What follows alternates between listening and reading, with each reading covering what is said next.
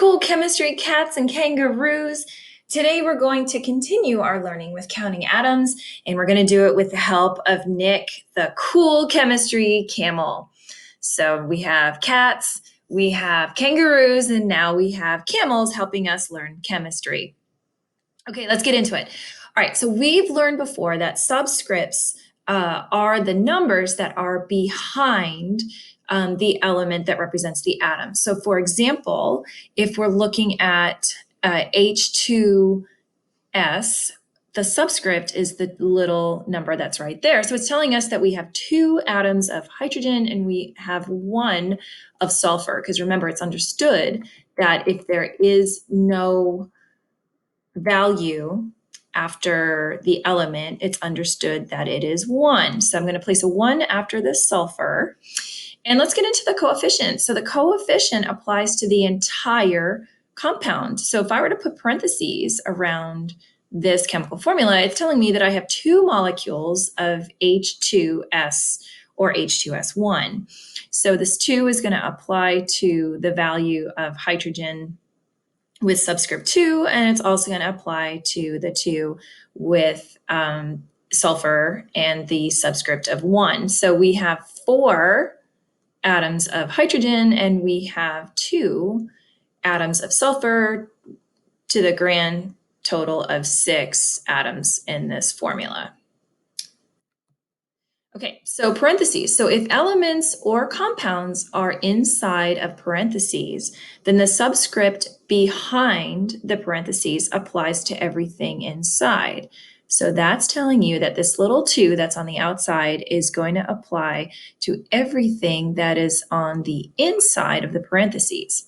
So remember, barium, there's no subscript here, so we assume that it's 1. So the atoms of barium are 1. The atoms of oxygen are 2. The atoms of hydrogen are 2.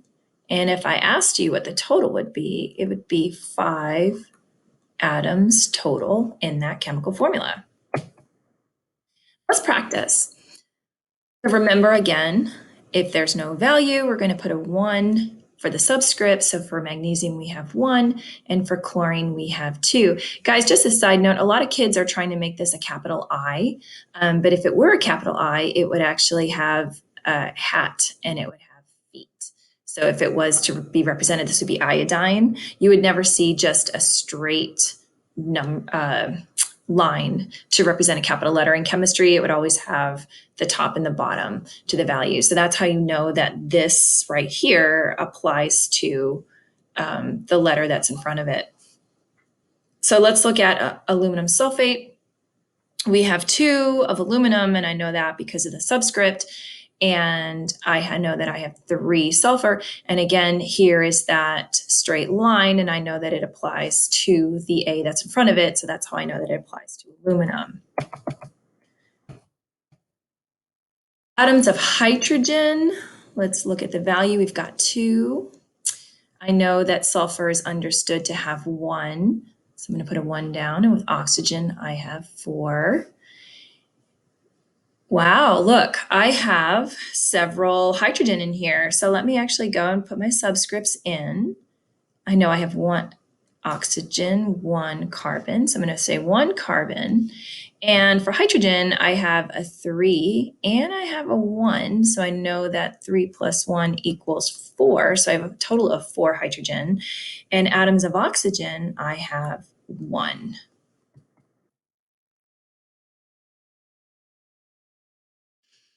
Okay, let's get into some that can be a little tricky. So atoms of calcium, I know I'm going to start out and say, okay, I have 3. Now look at the subscript that's on the outside. So again, remember, the subscript on the outside of the parentheses applies to everything that is on the inside of the parentheses. So that means for phosphorus, I have 2, and for oxygen, I know that 4 times 2 equals 8. So I have 8 oxygen. Okay, so now I have aluminum sulfate. And I have a subscript on the outside that's a 3, and that is going to apply to everything on the inside of the parentheses. I'm going to add a 1 here for sulfur because, again, if there's no number or subscript, I'm to assume that there's only one of that element, one of that atom of that element. So atoms of aluminum are 2. Atoms of sulfur are going to be 3 because 1 times 3 equals 3. And atoms of oxygen are going to be, I started out with 4, but there's a 3 on the outside. So that's going to equal 12. Let's look at the last one. This one's a doozy. Okay, because look, we have a coefficient in the front, and we know the coefficient is going to apply to the whole thing. And then we have the subscript here that is going to apply to everything that is in the parentheses. So I think I may actually consider rewriting part of this. So I'm going to say 2 is on the outside, and I know that I have calcium, and I have 3 of those.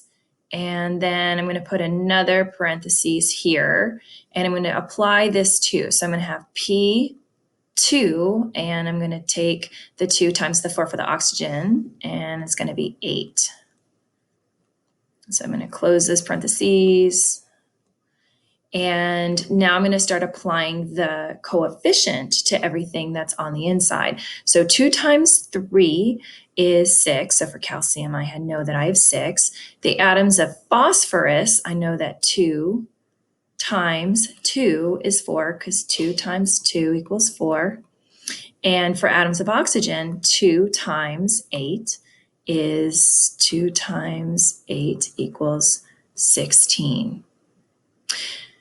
So guys, what I want you to do now is I want you to work with your partners. You can go ahead and complete your Counting Atoms notebook, part 3. If you have any questions, I will be more than happy to answer them. And I will see you at the end of the video. Take care, guys. Bye.